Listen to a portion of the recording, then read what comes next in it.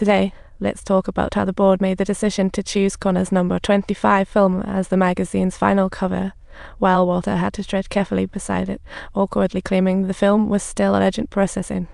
After the meeting, he bravely sought out his crush, who managed photographer's funds hoping for Connor's contact. But the goddess informed him that Connor was a free spirit, with no phone number, more like a ghost that vanished into thin air. Surprisingly, the goddess turned out to be a detective enthusiast and offered to help Walter find clues by checking the remaining film. Who knew, right? Ironically, after long crushing on her, this was Walter's first talk with the goddess. He hurried to sort the film, with schemes in mind. To his dismay, only 3 images appeared. One looked like an alien's clue, another was just a man's thumb, and the last a picture. This baffling combination left Walter puzzled. Just then, his sister called to inform him that today was the big moving day for Mom. Not to mention, it was also her birthday. His sister handed Walter a rubber toy as a birthday present, bringing back childhood memories.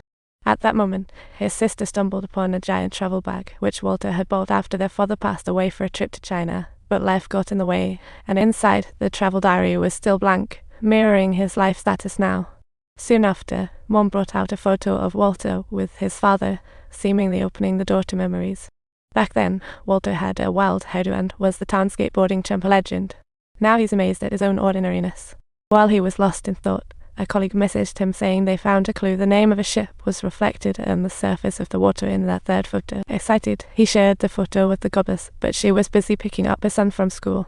For once, Walter had actually made a move. They chatted while walking, learning she quit post-divorce to join this magazine, loving its mission. Subtitles. Then the goddess asked about Connor's situation, and Walter remarked that, surprisingly, despite being linked for 16 years, they had never actually met each other. What a rare twist of fate. The more they talked, the faster time flew. His sister called a colleague to ask about the ship's whereabouts. Meanwhile, Walter started teaching the goddess on how to skateboard, revisiting a passion he had long lost. Walter felt dejected. A trip to Greenland would deplete most of his savings. Back at work, the ruthless manager again demanded the No. 25 film. The manager even tried to confiscate his sister's gift. Walter, unable to hold back, blew him a kiss, escalating the tension. Tensions flared, leading to a clash in the elevator and an epic skateboard battle on NY streets. Just when they were about to land the final blow, a sudden voice interrupted their showdown, leaving them both bewildered. Colleagues searched the basement for info, but came up empty. Walter had 2 options: be laid off or find a solution. At that moment, Connor and the wall seemed to beckon him, and Walter resolved to stop daydreaming and face reality courageously. He bravely embarked on the adventure to Greenland, as if he were embodying the company's slogan, break boundaries and face dangers. Soon, a red plane symbolizing freedom touched down, and Walter entered a bright red car, zooming into a quaint little town. Despite its small size, the town's drinks pack a punch. While Walter sought info, a drunk, just dumped, approached to sing a solo anthem together. Not satisfied with Walter's performance, the drunkard poked at his face, pushing Walter to the brink of existential dread. Just when things spiraled out of control, Walter noticed that the drunk's thumb looked identical to the one in the photo, sparking a sudden clue about Connor. The drunken revelation invited Walter to join him on the flight, excitedly declaring his mission to resupply the fishing boats.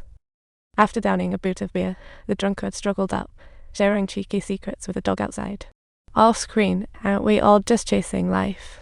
Walter sighed, unwilling to retire early. Suddenly realizing he had been a coward for a total of 42 years, Walter was increasingly determined to break free from the self-imposed chain. Just as the drunk started thinking of throwing in the towel, Walter pondered what he'd do if he really didn't want to go home. Suddenly furious, Walter leaped into the helicopter, eyes fixed on the blue sky, as if pursuing his envisioned grand adventure. Clouds parted, as if the sun were mocking them all, and the helicopter zoomed over the fishing boat. Walter eagerly inquired about how to land. The drunkard told him to jump at the right time. Walter was confused, but, urged on, bravely leapt. Luckily, Walter clung to the B-shaped briefcase to surface, only to attract the attention of a fish. The captain shouted through a megaphone that it was a dolphin, assuring him not to fear, as the dolphin would protect him from any lurking sharks. Walter had to wheel the briefcase against the dolphin, forming a mutual defense agreement, never imagining his first adventure would be this hair-raising. Thankfully, a rescue boat arrived in time to pull him out. He never thought this thrilling adventure would turn into such a fond memory. Unfortunately, Connor left 4 hours ago for a volcano shoot in Iceland, as the boat would dock there next day. Walter had no choice but to disembark, musing how incredibly unlucky he was as this is fate. He sped down the empty Icelandic roads, feeling the salvation of vast freedom, as the winding road led him toward the great unknown beyond. Walter, on his first trip far from home, couldn't distinguish dream from reality. Looking skyward, birds became the goddess smile, urging him to fly. But the next minute, he smashed into a roadside sign, sending his bike into early retirement. Walter had to run on, finally spotting some boys skating at a rest area. The skateboard boasted a super cool Thor design, reminding Walter that the goddess son would likely love it. He quickly grabbed his sister's toy for a sweet trade. It was a win-win. Chubby kids having fun, Walter's thrilled like a child and runs to the cliff. Gazing down at the winding road, a bold idea struck him. He picked up 2 stones for makeshift paths, ready to showcase his new skills. With a leap, the winding path became his stage, turning him into a skateboarding superhero, savoring the thrill. He spread his arms, blending with Iceland's stunning scenery, bending downhill, his body flying in the wind.